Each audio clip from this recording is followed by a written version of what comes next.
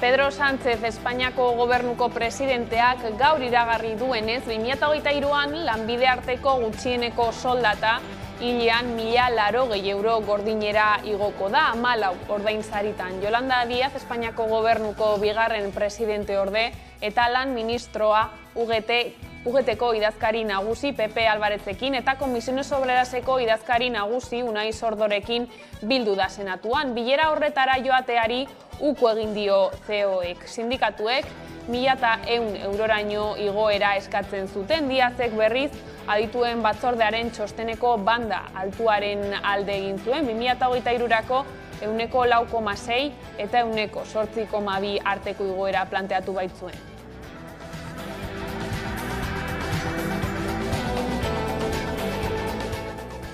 Elisabeth Born, Frantziar lehen ministroak ez du atzera egiteko asmorik. Urtarrilaren 30ean Frantziar Asamblea Nazionaleko gizarte gaien batzordean iraganda erretreten erreformaren idazkiaren lehen eztabaida eta tarikoan Bornek irrati batean adierazi du sistemaren oreka bermatzeko erretreta 64 urtera handitzeko plana negoziaezina dela. Adierazpen horiek joan den urtarrilaren 19an Frantziar estatu osoan burutu ziren mobilizazio azkarren ondotik eta urtarrilaren 31an gaurko iragarria den bigarren grebagunaren atarian egin ditu Frantziar agintariak. Izan ere, sindikatuek mobilizazioa eta presioa txiki nahi dute erreforma atzeratzeko.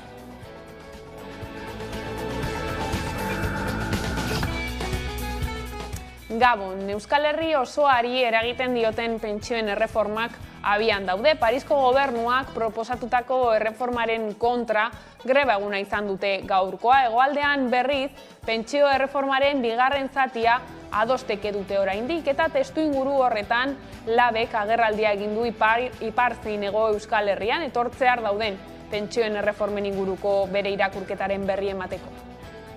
Estatu frantsesean ematen ari den erreforma hortan begirada jartzen balin badegu, Macronen gobernuak erabaki du pentsio sistema den kontrako eraso larri bat abiaraztea, jubilazio adina atzeratzea planteatzen ari dira, eta baita ere jubilazio eskubidea izateko baldintza horiek zorroztea edo gogortzea.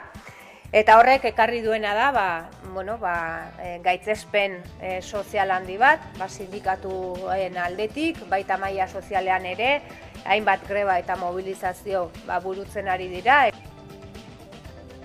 Inflazioak 5,8% egin du gora urtarrilean, Espainiako Estatistika Institutuak KPIaren datu aurreratua ematen du hilabete bakoitzaren amaieran eta azken hilabetetako jaitsieraren ostean gora egin dute berriro prezioek. Bestalde, azpiko KPIa ere 7,5%era igo da, azken 5 hilabeteetan behera egin du KPIak, baina urtea hasierarekin batera gora egin du berriro. 2021 amaieran eta 2022 hasieran erregaien prezioak asko handitu ziren eta horri aurre egiteko Espainiako gobernuak litroko 20 zentimoko deskontua ezarri zuen. Abenduaren 31 arte ordutik garraiolariek dute bakarrik deskontua.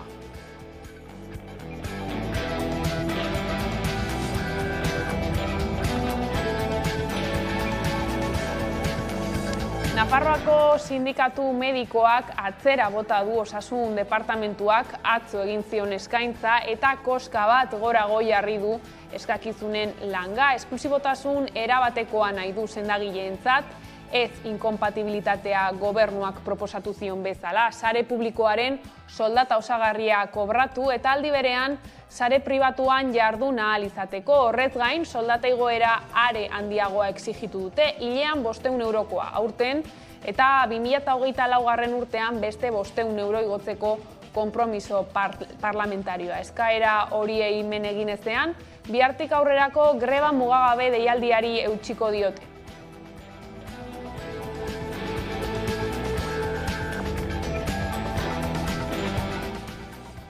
Gipuzkoako hiriburuko Bilbo plaza ondoan eraberritzen ari diren etxe batetik erorita gizon bat hil zen atzo telekomunikazio lanetan zebilela. Ezbeharra Primkaleko 12. zenbakiko eraikinaren barruan izan zen, patiora erori zen langilea, baina zer gertatu zen ikertzen ari dira oraindik. Suhiltzaileek eman zuten haren heriotzaren berri. Elaren arabera dagoeneko 5 dira aurten lan istripuen ondorioz Hego Euskal Herrian hil diren langileak, horietako 2 Gipuzkoan hil dira.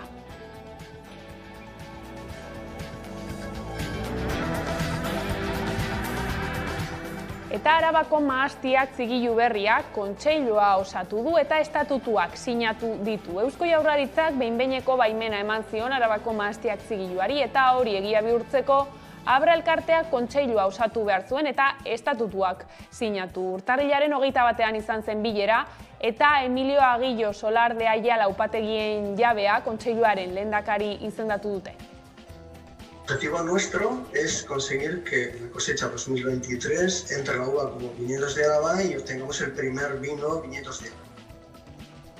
Lerroburuekin amaitzeko Arabako bertso kuadrilen arteko txapelketa martxan da. Urtarrilaren 27tik martxoaren 25era izango da eta bertsolariek Araba osoa zeharkatuko dute. Guztira 280 lagunek parte hartuko dute. Aurten badauzkagun lau liga horiek, lekuan norte antolatuko duen liga ezberdinak egiten dira, Gasteizen, Arbaizan, Agurainen, Aramaixo, ez da, danak buruz ez dakizkita inbat liga dira. Gero hiru finalerdi eta finala izango da. Finalerdiak izango dira Bastidan, Agurainen eta Murgian, eta finala Laudion jokatuko dugu.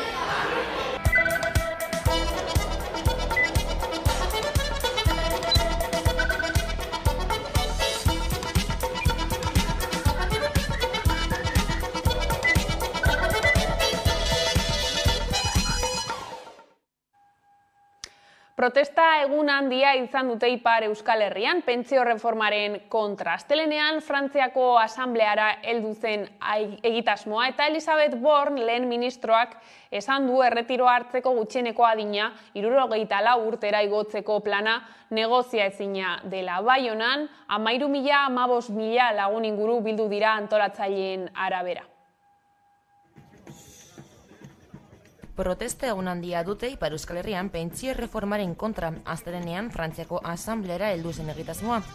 Eta Elisabeth Borne lehen ministroak esan du erretiro hartzeko gutxieneko adina 74 urtera igotzeko plana negoziaezina dela. Izan ere, besteak beste, erretirorako eskubidea 72 urtetik 74 urtera igotzea eta pentsio osoa jasotzeko 43 urtez kotizatzea proposatu du Parisko gobernuak. Horren aurka protestak martxan dira. Hala, bigarren protesta bateratua egin dute. Ikusi da aurrekoan bezala, baginan jende pila bat, eta gaur ere nik uste dut jendea etorri dela ongi, eta guretzako biziki importantea da kalean egotea.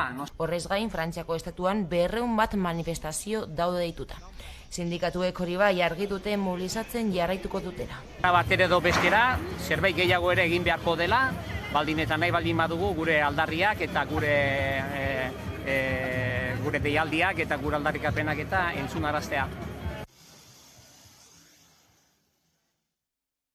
Esan bezala, Euskal Herri osoari eragiten dioten pentsioen erreformak abian daude eta Parisko gobernuak proposatutako erreformaren kontra greba eguna izan dute gaur. Hegoaldean berriz, pentsio erreformaren bigarren zatia adosteke dute oraindik eta testuinguru horretan labek agerraldia egin du Ipar zein Hego Euskal Herrian etortzear dauden pentsioen erreformen inguruko bere irakurketaren berri emateko.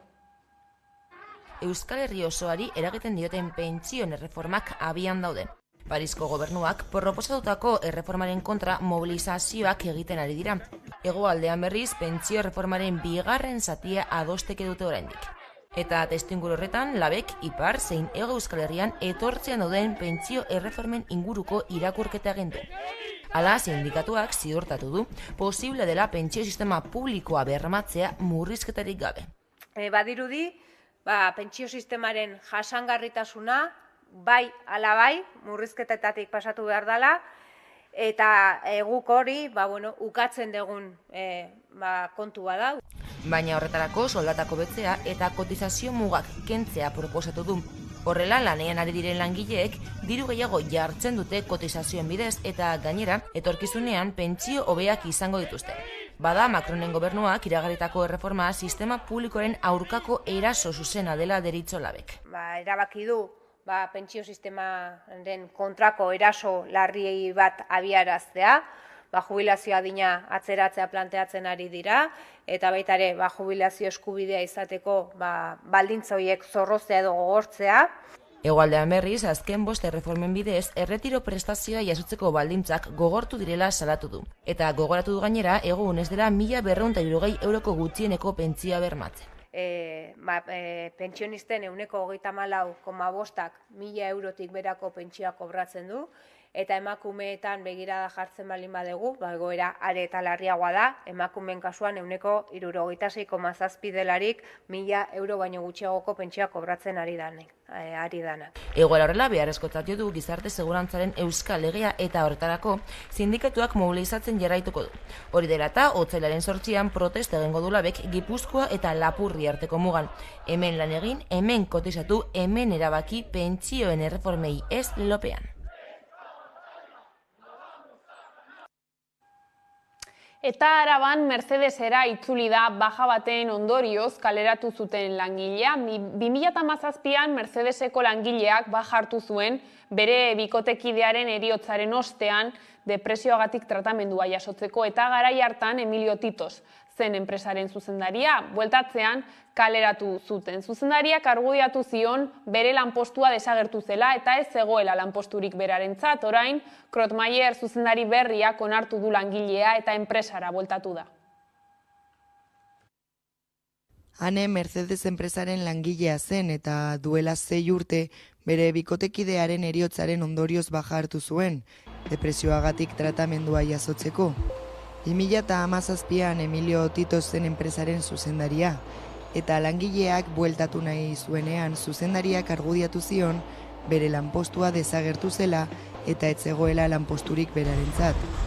Langileak 26 urtez lan egin zuen Mercedesen, eta ez behar horren ondorioz bere lanpostua galdu zuen. Hori dela eta 2022an Mercedeseko langileek salatu zuten gertatutakoa eta ahotsa altzatu zuten. Emilio Titosek urtarrilean utzi zuen Gasteizko lantegiaren zuzendaria, eta bere ordez Bernd Krotmaier sartu zen. Alemaniarrak hartu dituen erabakien artean lehenengoa izan da Ane berriro onartzea. Otsailaren batean lanera bueltatuko da, kaleratua izan aurretik zituen baldintza berberak dituen lanpostu batera. Gauzak horrela zuzendari berriaren lehenengo erabaki hori enpresa batzordearekiko keinu bezala ulertu daiteke. Izan ere, sindikatuek Krotmaieren jarrera aldaketa eskertu dute eta aurkeztutako salaketa kendu dute.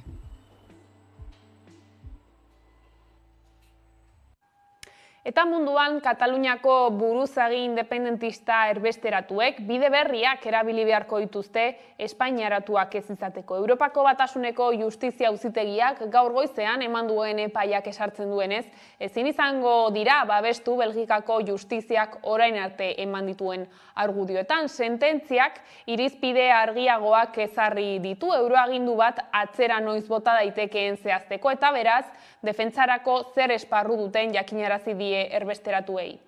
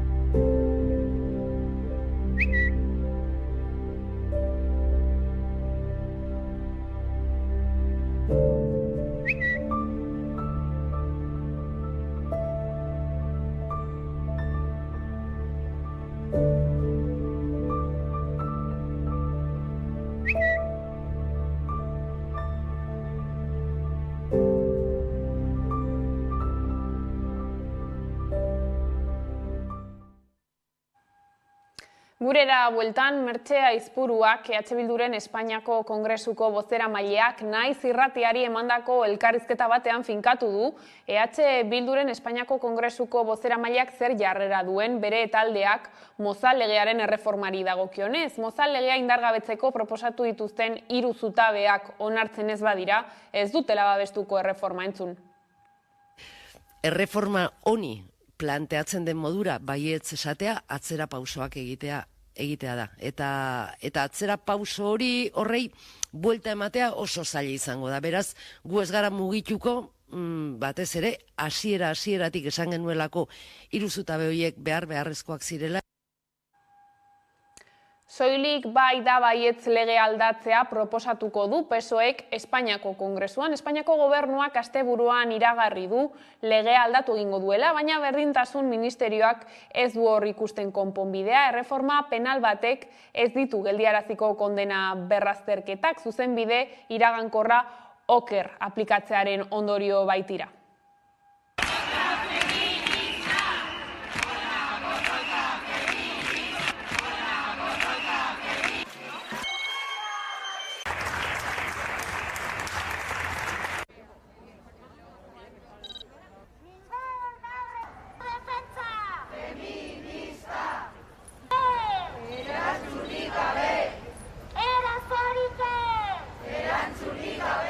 En ningún caso no se va a tocar el artículo referido al consentimiento de la mujer. Y así lo vamos a trasladar, es que la fórmula para retocar puntualmente esos efectos indeseados que se han producido se va a sustanciar en un aumento de las penas de los agresores sexuales.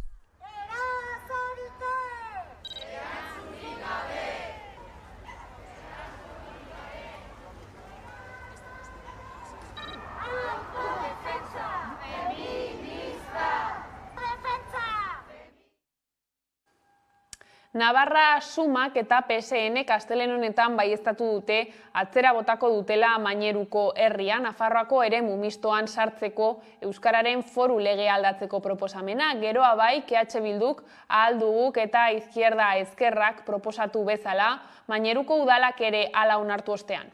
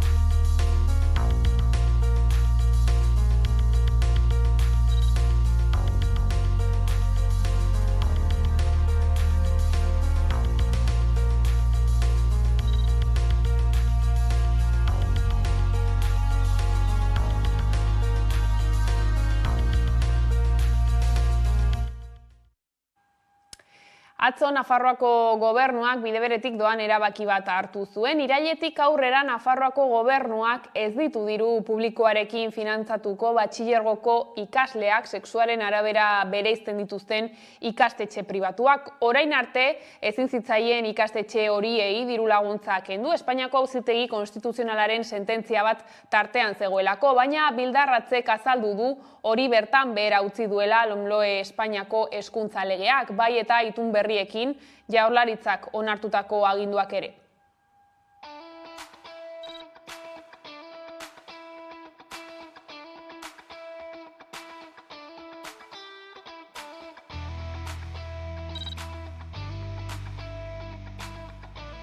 Datorren urtean islada izango du, bai LOMLOEren eraginez zein gure itunpeko aginduaren eraginez, ikastetxe hauek biziko duten egoera.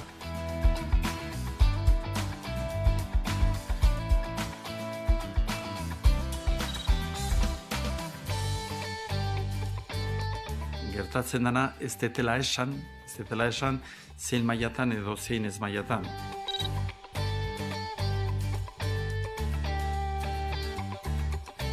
non ez dugu ulertzen eta ez dugu ikusten eroengatik ezberdintzen dituzten zentroek jaso dezaketenik diru laguntzarik. Eta ikastetxeetan sexu banaketaren inguruan herritarrek duten iritzia jakiteko kalera atera gara ikusi. Bueno, ni ustez ez lirateke existitu beharko eta batez ere diru publikoarekin, zeren, bueno, ez da onuragarria, ez aur guztientzat nik uste dut aniztasuna bai genero aldetik, zein beste gauzen aldetik oso onuragarria dela, beharrezkoa eta lege aldetik ez lirateke existitu beharko eta ez batez ere diru publikoarekin ez finantziatu. Un atraso. Me parece que los chicos, las chicas tienen que estar juntos, se tienen que relacionar, tienen que aprender a relacionarse. Después, sin embargo, si no se hace así, pues sigue habiendo una diferencia de sexo. Tienen que ser iguales y tienen que jugar a lo mismo y no sé, yo ahí creo que están equivocados. Bueno, Nafarro gobernuaren aldetik uste dut ez zuela subentziorik eman behar. Iruditzen zait, atzera pauso bat dela, ez? Gizon, emakume eta beste genero batzuen inguruko harremanetan, ez? Uste dut, atzera pauso bat dela. Estando ambos sexos juntos, tienen la oportunidad de relacionarse, o sea, saber cómo es el chico, o sea, es mejor las relaciones. Bestalde, Donostiako epaitegi bat Zubietako erraustegia ikertzen ari da ingurugiroaren aurkako deliturik egin duen erabakitzeko ingurugiroko fiskaltzak hala eskatuta. Donostiako epaitegi bat Zubietako erraustegia ikertzen ari da ingurugiroaren aurkako deliturik egin duen erabakitzeko ingurugiroko fiskaltzak hala eskatuta. Horren ustez erraustegiko jarduna pertsonen osasunarentzako eta ekosistemarentzako arriskutsua baita. Gurasos elkarteak hain justu iragan udan salatu zuen erraustegiaren inguruko gainuren zein lurpekoen baita inguruko lurren kutsadura ere biziki larria zela. Besteak beste metalastunek, diosinek, furanoek eta fenolek eragindakoa. Hori ondorioztatu zen ala nola idomingeniaritzak eta SGS kontrol entitateak egindako azterketetan. Hemen gauzak berdintxu jarraitzen dute. Hori ala Gurasos elkarteak Gipuzkoako lurralde fiskaltzaren ezagutzapen jarri zuen Donostiako erraustegitik zetorren material kutsatzaien isuri ageri zela Arkaitzerreka errekastoan. Egun bat lehenago apar zuria eta okre koloreko likido azaldu baitzen etengabe eta kopuru handian. Erraustegiaren lurrazpiko urak jasotzen dituen ondoko drenetik. Gurasosek azpimarratu du Gipuzkoako Foru Aldundia eta Eusko Jaurlaritza kutsadura horren jakitu zirela, duela 2 urtetik. Hala ere elkartea gaineratu du Gipuzkoako hondakinen kontsortzioak behin eta berriz ukatu izan duela egoera hori. Harik eta 2022ko azaroan hondakinen partzuergoaren batzarran aitortu zuen bazela iragazi lixibiatuen gertakari bat, ingurugiroan eraginik ez zuena. Bada kutsadura horren harira jarri du abian ikerketa Donostiako 5. epaitegiak. Beraz, oraingo honekin 3 dira jada erraustegiarekin lotuta epaitegietan irekita dauden eginbideak.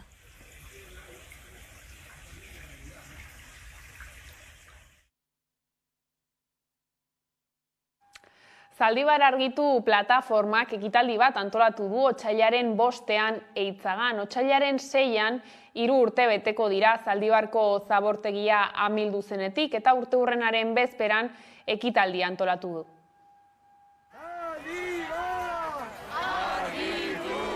3 urte betetzear dira Zaldibarko zabortegia amildu zenetik. 2008ko otsailaren 6ean milaka tona lur eta zabor amildu ziren Berte Recycling enpresak kudeatzen zuen zabortegitik behera. Luiziak arrastaka eraman zituen Alberto Sololuze eta Joakin Beltran langileak. Beltran oraindik lur azpian dago, Sololuzeren gorpua bakarrik aurkitu zuten. Amiltzaren ondorioz gainera diosina, furano eta metal astunez bete ziren eskualde jendetsu baten airea, lurra eta ura. Oraindik arrakala nagusi da eta gertatutakoa antzuranez erortzeko Zaldibar Argitu plataformak ekitaldi bat antolatu du otsailaren 5ean Eitzagan. Joakin Beltran eta Alberto Sololuze oroitu zabortegian gertatutakoa ez errepikatzeko bermeak exigitu eta erantzukizun guztiak argitzeko eskatuko dute. Eguerdiko 12:00 ekingo diote ekitaldiari eta arratsaldera arte musika emanaldia, loro eskaintza eta hitzartzak izango dira Eitzagan, Joakin Beltran eta Alberto Sololuze langileak oroituz. Atzera begira jarri zabortegia 2011an hasi zen hondakinak jasotzen, eta 35 urtez betetza aurreikusten zen, 2056 urtera arte. 2012an 185.000 tona hondakin jasotzetik 2018 eta 2019an 500.000 tona baino gehiago jasotzera igaro zen. Urte horietan Araban, Bizkaian eta Gipuzkoan hondakin gehien pilatu zuen zabortegia izan zen. Zaldibarko hondamendiaren harira 2 auzi ireki ziren, bata ordea 2021an itxi zen, fiskaltzak eta auzipetuek sinatutako akordioarekin. Bigarrena berriz ingurumenaren aurkako delituagatik ireki zuten, eta Durangoko lehenengo instrukzio auzitegiaren eskutan dago.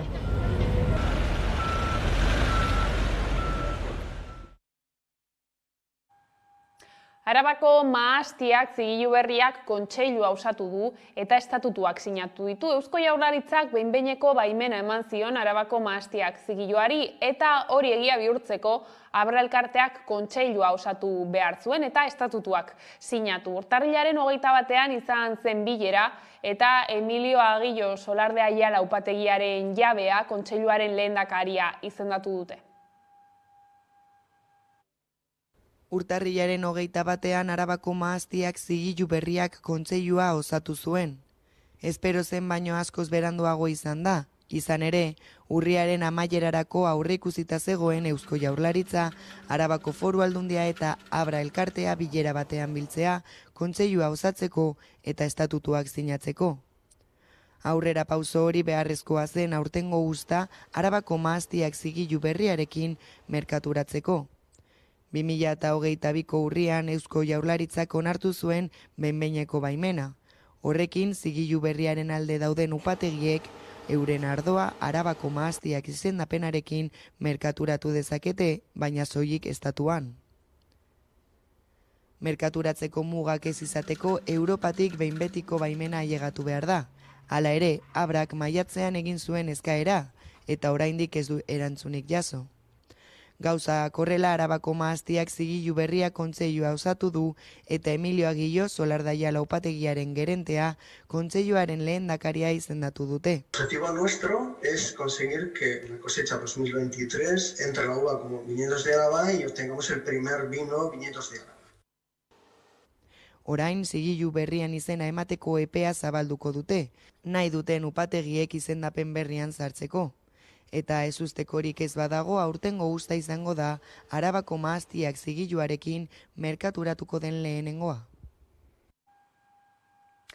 Maialen hiri arte Bilduko legebiltzarkidea elkarrizketatu dugu gaurkoan 11 telebistan. Osakidetzako egoera izan du hizpide eta nabarmendu du eraldaketa eta errotiko aldaketak behar direla osasungintzako benetan publikoa izan dadin. Era berean gehitu du Donostialdeko esiko zerbitzuburuekin gertatutakoa Osakidetzaren egoeraren beste sintoma bat dela eta Osakidetzak gobernantza transbertsalagoa behar duela, profesionalek diotenean arreta jarriko duena. Ikusi besterik ez dago, ambulategi batera joaten balin bazera, zein den egoera eta pazienteak nolako egoerak jasan behar izaten dituzten medikuarenera iristeko. Ikusi beharrik edo aipatu beharrik ez dago, zer nolako zailtasunak dauden momentu honetan medikuari telefonoz deitu eta erantzun diezazun edo urgentziatara joaten bazera. Guk ikusten duguna da eta urteak daramatzagu hau esaten Osakidetzak eraldaketa bat behar duela, garai berrietara egokituz, errealitate berrietara egokituz, errealitate berriei erantzuna emateko eta pandemiak gainera egoera hau azeleratu eta azaleratu egin zuela neurri handi batean eta neurri errotikakoak hartu behar direla Osakidetzan. Eta iruditzen zaigu jendearen osasuna eskubide bat dela, ez ongi zaintzeak privatizazioa daramala eta neurriak hartu behar direla guztiok gure osasunaren inguruan eskubide bat delako behar ditugun neurri guztiak azkar, ongi eta inolako desberdintasunik gabe har daitezen. Beraz, hori izango da gure helburuetariko bat. Edozein kasutan, badatoz legebiltzarrera beste lege garrantzitsu batzuk, izan enplegu legea edo hezkuntza legea, guk geuk proposatutako uste ustelkeriaren kontrako bulegoarena eta bar, eta horiek ere lan ugari ekarriko digute, baina uste dugu momentu honetan Osakidetza pairatzen ari den egoera, gobernantzaren inguruan pairatzen ari den egoera, zentrala dela herri honentzat eta horri begiratuko diogu besteak beste. Energia berriztagarriei lotutako proiektuak ere izan ditu hizpide eta Iriartek salatu du duela 2 urte egin behar zuela Eusko Jaurlaritzak energia berriztagarriekin lotutako plan sektoriala eta orain esan duela beste 2 urte beharko direla horretarako. Hori horrela dio urte askotako atzerapena duen prozesua ordenari gabe egiten ari dela Eusko Jaurlaritza. Erronka ekologikoa gai zentrala izango da datozen urte askotan, eta erronka ekologiko ezberdinak dauzkagu. Baina badaukagu klima larrialdi bat beste aldera begiratzen uzten ez diguna eta guztiok interpelatzen gaituena. Eta zentzu horretan CO2 isurketen murrizketa lan egin behar dugu eta aleginak egin behar ditugu nahi eta nahi ez. Eta zentzu horretan erregai fosilak albo batera uzten hasi behar dugu, horiek direlako hain zuzen ere CO2 isurketa horien 5-4 sortzen dituztenak. Euskal Herria oso dependientea da eta maila hortan uste dut urrats handiak eman behar ditugula, hori murriztu ahal izateko eta hori murriztu ahal izateko eta berriztagarrien aldeko apustu bat egiteko. Edozein kasutan hori uste dugu guk era oso ordenatu batean egin behar dela. Jasangarritasun energetikoaren lege bat badugu eta jasangarritasun energetikoaren legeak jasotzen du energia berriztagarrien lurralde plan sektoriala, PTS deitzen zaion. 2 urteren buruan osatuta egongo zela esan zen, baina orain Arantxa Tapiak esaten du, beste 2 urte beharko direla horretarako. Eta bitartean gertatzen ari dena da, baimenak ematen ari direla, baimenak tramitatzen ari direla, eta bat ere ordenarik gabe egiten ari dela hau guztia. Urte askotako atzerapena daukan prozesu hau guztia, bat ere ordenarik gabe egiten ari dela. Eta okerrena da gainera, Jaurlaritza bera ari dela proiektuak bultzatzen. Orduan guk esaten duguna da, honek ezin duela horrela gertatu, ezin dugula kalte handiagoa egin, nahi ez egin behar dugun apustu honetan, berriztagarrien aldeko apustu honetan, eta gutxienez PTS hori iristen den bitartean, dekretuz behintzat minimo batzuk onartu egin beharko liratekeela, sarraskirik gertatu ez dedin, berriztagarriak bultzatzen diren bitartean, eta ordena baten barruan, eta egokitasun baten barruan egin behar dugula berriztagarrien aldeko apustu hau. Nahita nahiezkoa izango dana, esan da bezala, bi isurketa horiek murriztu egin behar ditugulako, baina berriztagarriak daude alde batetik, baina gero badaude, mobilidadearen inguruan hartu genitzaken erabakiak, CO2 ugari sortzen dute ibilgailuek, eta zentzu horretan autobusetan eta kotxeen elektrifikazioan aurrera urratsak eman behar ditugu, gerturatu egin behar ditugu gure produkzioak, hasi gure elikagaietatik eta gure energia sortzeko sistemetatik, eta gero uste dut garrantzitsua dela eredua bera ere, ezta? Lortu behar duguna da eredu askoz ere demokratikoago bat eta energia jendeari askoz ere era ordaingarriagoan eta helmen handiagoarekin iristeko moduan egin behar dugula. Gaiz aldatuta, Lab Hondarribiko Senra tabernaren aurrean bildu da ostalaritzako ustiapenaren aurka izen bereko Donostiako tabernen kasuaren berri izan bezain pronto mobilizatu zen bezala. Hondarribian ere beste horren beste egin dute gaur izan ere, jabe berberak Hondarribian duen lokalean ere sistematikoki esplotatu eta prekarizatu ditu langileak.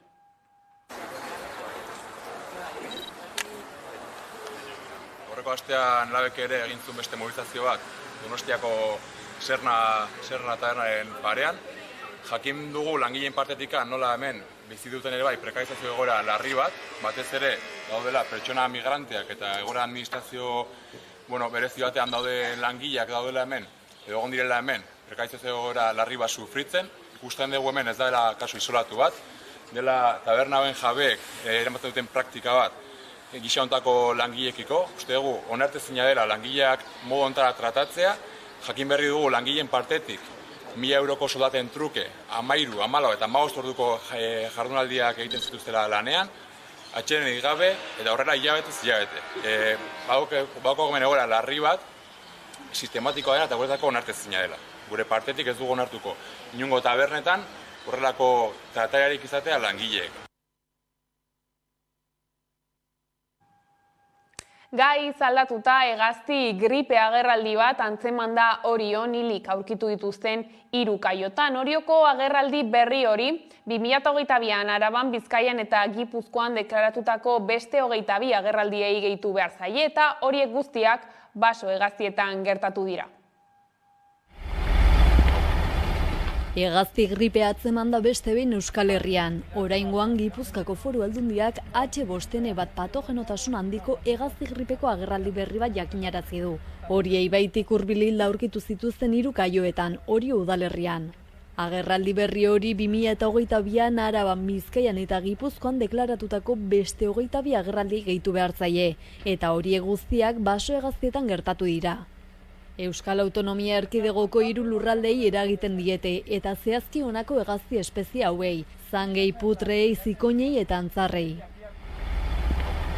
2021ko urritik Europa orain arte erregistratutako hegazti gripe epidemiarik handiena bizitzen ari da. Izan ere 6.000 agerraldi baino gehiago erregistratu dira 37 herrialdetan.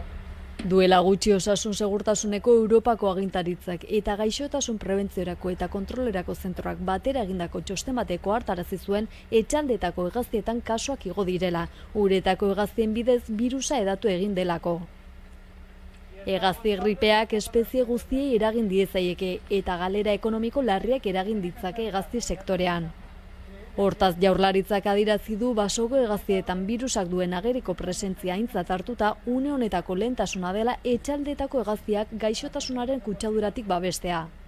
Halaber eta Euskal hegazti sektorarekin lankidetzan birusa garaiz detektatzeko zaintza indartu da, gaixotasuna geldiarazteko baldin eta agerraldi berriak agertzen badira. Gainera gaixotasunari eta susmoa dagoenean jarduteko moduari buruzko informazio materiala eta eskuliburua sortu dira. Ildo honetan lasai egon gaitezke gizaki dagokigunez, birusak pertsona kutsatzeko duen potentziala txikia baita, eta edonola ere ezin zaie transmititu pertsonei hegazti haragia, arrautzak edo hegazti horietatik eratorritako edozein elikagai kontsumitu da.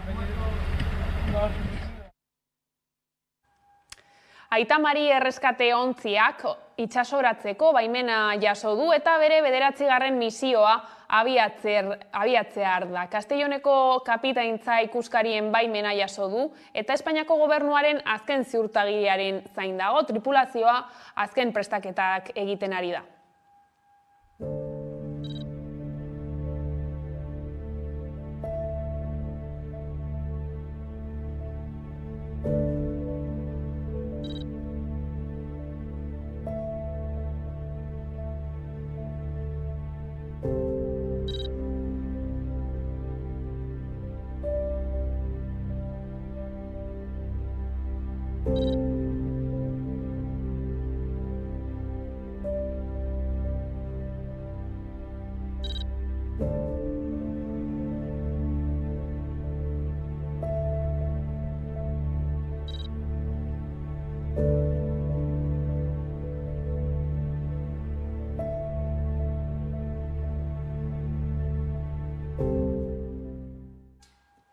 Apustu etxeek gero eta gazte gehiago erakartzen dituzte, aspaldi da gurean daudela, hala ere, azken hamarkadan asko zabaldu dira. Egun edonon aurki ditzakegu, batez ere langile auzoetan barra-barra hasi dira, izan ere klaseak etengabe zeharkatzen du joko aretoen auzia, baldintza prekariotatik irteteko desira bete daitekeelakoan jokoak herritarrak engainatzen ditu, baina jokuak ez dakar onura ekonomikorik, bada apustu etxeen auzia sakonean landu dugu ikusi. Apustu etxeek gero eta gazte gehiago erakartzen dituzte. Aspaldi da gurean daudela, hala ere azken hamarkadan asko zabaldu dira. Batez ere 2008ko krisiaz geroztik. Agora sozioekonomikoa aitzaki hartuta, hor boom bat egon zela. Boom bat alde batetik hain zuzen ere egoera sozioekonomiko gogor horrek ematen zituen baldintzengatik, hau da langileria edo herri sektore zabalak nolabait heldulekurik gabe eta eta zerbait atera nahian zeudelako, eta bestetik, azkenean ere kapital handiek merkatu berriak esploratu eta inbertsio berriak egin behar zituztelako, eta hor ikusi zuten negozio egiteko parada handia. Orduan, horrek inbertsioak ekarri zituen, eta digitalizazioaren bitartez ere, ez dakite, esan daiteke, esponentzialki hasi zela jokua. Egun edonon aurki ditzakegu, batez ere langile auzoetan barra hasi dira. Izan ere, klaseak etengabe zeharkatzen du joko areto nagusia. Langile klaseari errentak etengabe erausteko modu bat izan da. Bizkortu eginda gainera, joko mendekotasuna garatzeko prozesua. Enpresek jokalarien inguruan sortzen duten gizon zuri eta arrakastatsuaren estereotipoak irakartzen ditu. Gizonaren perfila badela arrazoi jakinengatik, ez? Uste dut hor badagoela lehiakortasun eta handitasun joera bat, eta nor gehiagokan ibiltze horrek nor jakin gehiago edo nor, ez? Eta hori ere aukera bat bezala baliatzen da, eta bai egia da, gizonezkoek eta gizontasun jakin bateko jendeak asko ere errezago bat egiten duela jokoarekin. Eta egia da ere, azkenean hori dela ere jokoaren bertutea, ez? Nolabait jokalari hori eta negoziorako bitala den pertsona hori alienatzea eta ikustea, ez dela arazo bat, dela besterik gabe aisialdia pasatzeko beste aukera bat. Azken batean, jokuak ez dakar onura ekonomikorik. Herritarrak ludopatizatzeko modu bat dago, kapitalak onura ateratzeko dauzkan tekniken barruan. Arriskua da eta arrisku oso handia. Gizarteak momentuz ez dago ikusten, problema hori edo gaixotasunera daukana bizitza normala egiten da, baina benetako arazoa da eta geixoa eta hori tratatu behar da. Bai, arriskutsua da, ze al final azten zara eta ez zara ez duzu kapazitatea gelditzeko. Osea, da bizio bat. Sarrera bonuak, sariak, gaztek gero eta gehiago jokatzen dute jokora. Gehienak gizonak dira, eta jokatzen dutenen artean ia erdiak uste du jokoa ez dela arriskutsua. Beti jokoa hasten da kantitate oso txikiekin, izaten dela ere gazteriarentzat amu moduko bat, eta gero hortik hasten da nolabait jokoaren mundu horretan sartzen, bizio horretan sartzen, menpekotasunean, eta azkenan burbuxa batean non askotan ez dakigu noraino ere iritz daiteken, familiak desegitera, pertsonak bankarrotan ustera, eta barra asko, ez? Orduan, hain zuzen ere, inkontzientzia horrekin jokatzen da beti. Baldintza prekariotatik irteteko desira bete daitekilakoan, jokoak herritarrak engainatzen ditu. Fenomeno soziala da eta hori ulertzen asko lagundu dute mugimenduek. Horiek gainera funtsezkoak izan dira erakundeek joko arautzeko legeak indarrean jartzeko. Adibidez, pertsonen sarrera mugatzeko sistema informatikoa izatearen beharra eta apustuetzen eta ikastetzen artean distantzia egotea. Horrelako neurriak hartzen direnean, egin behar dugun lehenengo gauza da balorean jarri, neurri hauek ez ditekela existituko, horren aurka altxatu diren mugimenduak existitu izan ez balira. Neurriak inoiz ez dira nahikoak, apustu etxeak itxita ikusi nahi dutugun ontzat.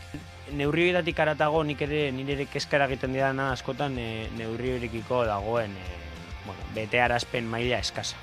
Euskal Herriko instituzioetan dauden ordezkari politiko jakin batzuek dauzkaten harremanak, jokoaren lobiarekin jakinda, neurria jarri ditzakete mahai gainean, baina gero betearazteko borondate politiko eskasak, nolabait neurri horiek hain eraginkorrak izatea ekar dezake. Badira aurrera pausoak, ni ustez, baina hori, beti arretaz egon behar da eta beti gehiago eskatu behar da. Presio sozialagatik urratsak eman dira, baina herritarrak kolpatzen jarraitzen du jokoak. Izan ere, klaseak etengabe zeharkatzen du joko areto nagusia. Prekarietatetik irteteko desira baliatzen dute apustuetzek, baina joko aretoak diseinatuta daude jokalariek dirurik ez irabazteko.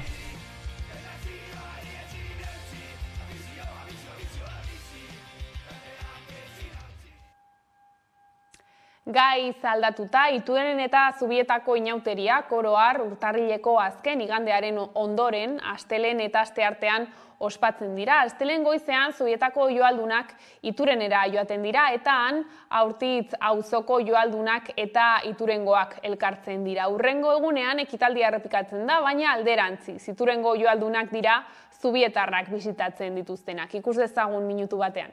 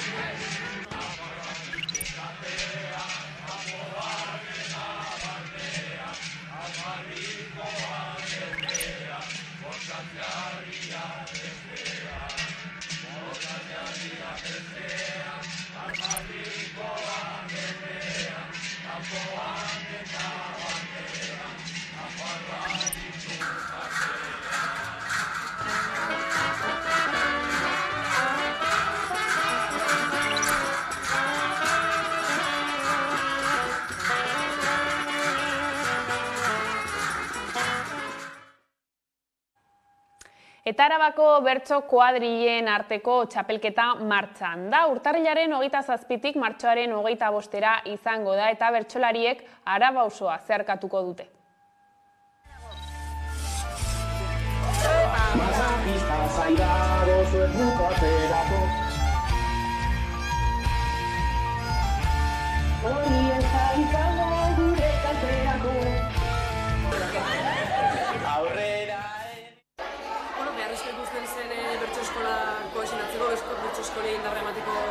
Zerbait sortzea, eta aurrikatea zen ideia hori,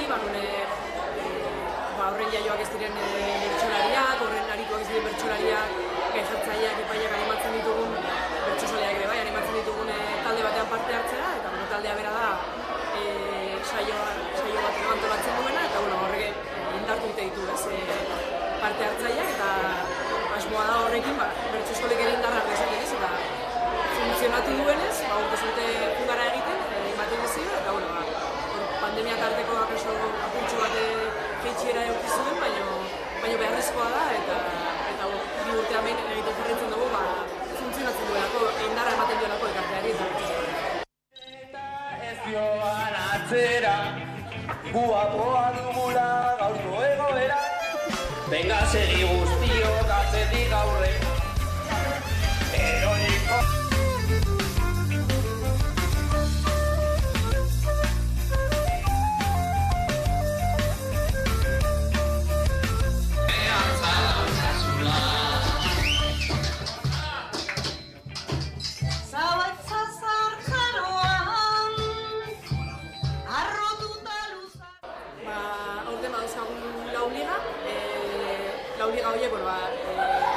Lekuan norte antolatuko duen liga herri ezberdinetan egiten dira, Gasteizen, Arbaizan, Agurainen, Aramaixon, ez da, Darakuruz eta Kizkita eman liga dira. Gero hiru finalerdi eta finala izango da. Finalerdiak izango dira Bastidan, Agurainen eta Murdian, eta finala Laudion jokatu dugu.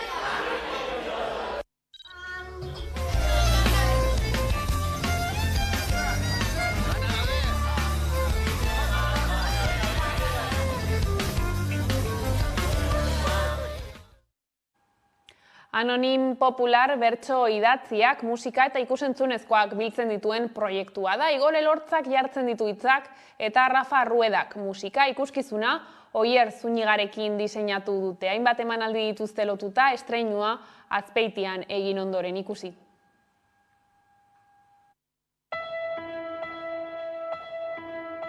Jaio orduko gu bat nintzen ni jadanik. Ezten herri bateko aurra izanik, zauri bat jaso nuen zarragoen gandik, zilborrean orbaina hor daukat oraindik. Anonim Popular garaiari eta giroari jarritako ikusentzunezko bertso berriak dira. Nitik, baina ez nitaz idatzitako bertzoak direla, badagoela hain justu tensio hori ez da norbanakoaren eta taletasunaren artean, anoni popular norbait delako, baina beste jende asko izan daitekelako, igor delako, baina inor delako eta hori nahi dugulako partekatu.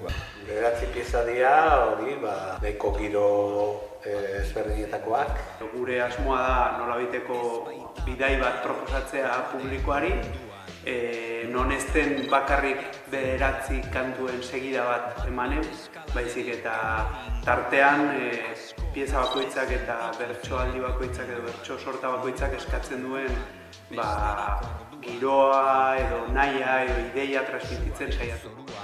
Zail zen irudikatzen gure buruan.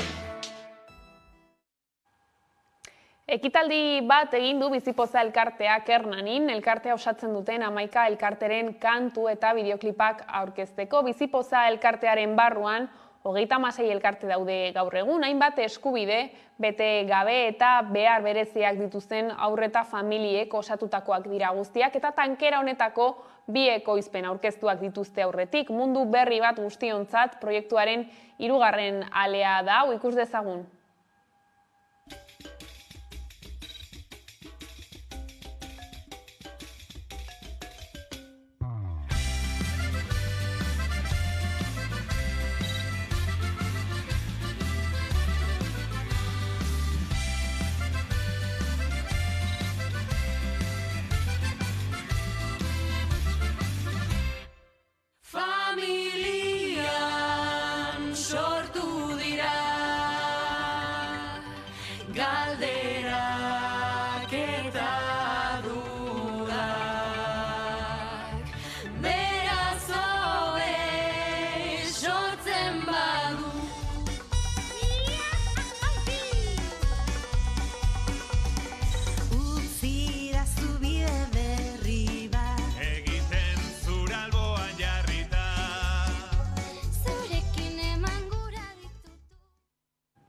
Euskal Herrian zinema egiteko edo ulertzeko modu eta estilo desberdinen erakusketa ahalik eta anitzen aurkezteko asmoz, Mondragon Unibertsitateko 4. mailako ikusentzunezko komunikazio graduko ikasleek osatutako talde batek Uezinema Euskal Film Laburren jaialdia antolatu ohi du urtero. Iban del Campo Unibertsitateko irakasle eta jaialdiaren zuzendari artistikoaren gidaritzapean 16. edizioa urtarrilaren 25-tik 27 bitartean ospatu dute. Uezinema Euskal Film Laburren jaialdiaren 16. edizio ospatu berri da 3 sail lehiakorrekin. Sail ofiziala, bideoklip saila eta ikasle saila. 94 ikusentzunezko jaso dituzte orotara, baina 32 izan dira finalera pasa direnak. 10 sail ofizialera, 10 ikasle sailera eta 12 bideoklip sailera. Sari banaketarako gunea Aretxabaletako Zaraia areto aukeratu dute, Euskal Herriko zinema sortzaileen plaza bilakatuz. Atmosferan ilusioa, urduritasuna eta jakimina antzeman dira hautatuen artean. Eta iritsi da sarituak nortzu diren jakiteko garaia. 16. edizioko Uezinema sariko irabazlea Maider Oleaga bilbotarraren Irrit filma da. Sail ofizialarekin jarraituz Bertigo sariaren garaia David Gonzálezen Siempre Lunes filma da. Senior epaimaiaren saria Cuerdas pelikula Estibaliz Urresola Solagurenena eta ikusleen saria Ana Lambarri Teiaetxeren 36 filmak jaso du.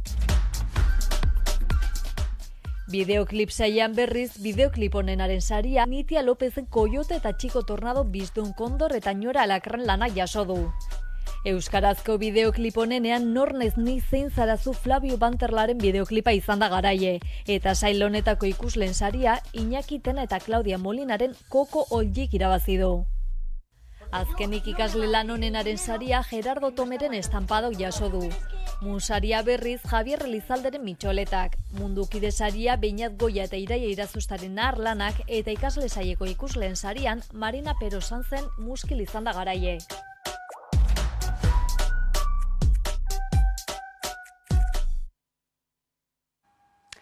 Gai zaldatuta, kiroletan Altzania Mendi Kluba Araian jaio zen elkartea da eta zenbait helburu ditu, hala nola mendizaletasuna eta ingurumenak gizarteari hurbiltzea. Antolatzen dituzten ekimen guztien artean, azpimarratzekoa da Araiako Mendi Festivala. Honi buruz eta Arabako mendizaletasunari buruz hitz egiteko egon gara López Dipinarekin ikusi. 2014an jaio zen Altzania Mendi Kluba eta bi ekimen ospetsuengatik ezaguna da, Mendi Festivala eta Mitzarro lasterketa. Araian, Azparrenan kokatzen den udalerrian aurkitu dezakegu kluba eta bere eskaintza. Zonaldeak badu sarma propioa, mendiz inguratuta dago, besteak beste aratz ikusi dezakegu oso hurbil. Hemengo inguruan, aratz inguruan eta Altzaniako mendietan asteburua iruditzen da jende pila bat. Eta hortik sortu dira, hortik atera dira, hor daukagu Juanito Jarzabal, daukagu hor Pou Anaiak, daukagu Baioz, eta pilo bat jende baita, ezaguna eta ezaguna ez dena baita. Datorren urtean egingo dugu ja 10. urte horrena. Eta zera baten sortu genuen kluba, batez ere eta hemen ez da inoiz egon benetako klub bat eta orduan gauza da, hemengo zonaldea ikusita zenolako baliabide, mendiko baliabideak eta naturalak dituen, zerbait sortzea da. Eta honekin batera baita, dinamizatzea pizka bat ere, herriko bizitza baita. Beti izan dugu hori helburu baita. Lehenengo jardunaldiak, festivalean, eta baita ere egiten dugu maiatza ekainen aldean hor Mitzarro bira. Hori izango da gure proga edo gure ekimen estrella, Da mendiko lasterketa baita ere antolatzen dugu horrekin batera martxa. Aipatu dugunez, Mendi Festivala oso ezaguna den ekimena da, izan ere 11. edizioa antolatu dute aurten. Hasiera batean, 2012an, ez zuen Altzania klubak antolatu. Eta lehenengo bi edizioak udalerriko bi lagunek antolatu zituzten, Ángel Gordo Barbado eta Álvaro González Dalaiza. González Dalaiza zendu zen eta 2021etik aurrera festivalean omenaldia egiten diote. Gu beti denei saiatu gara modalitate desberdinak. Bai goinmendiak, jakina, gero eskia, baita mendi lasterketak, bizikletak eta mendiak eta abenturarekin zerikusia duten aktibitateekin. Hori Albertin Irrategi, Aletzikon, Oiane Kortazar, Maiora etorri da, Juan de Nazar etorri zen, Juanito Jarzabal, Riko Txokoa. Ateratzeko baita hemengo jendeak egiten ditute edo egin ditzaketen gauzak baita. Azken zian mendiko munduan. Hortik aurrera urtero beti ateratzen da zerbait. Ez bakarrik ezaguna dira, ez bakarrik ospetxo dira, baizik eta azkenean nolako festival baten ere jendea bilatzen duena da atzaldea ondo pasatzea. Eta horrela iritsi gara albistegiaren bukaerara, gaurkoan Berde Pratoren Zu harrapatu artea bestiarekin agurtuko zaituzte, gustatuko zaizuelakoan, besterik ez gure aldetik. Horiek izan dira gaueko albistegiak gurean gaur utzi dituena. Gogoratu guztiak eta gehiago nahi duzuen aldiro 11.eus atarian daudela eskuragarri. Bihar arte.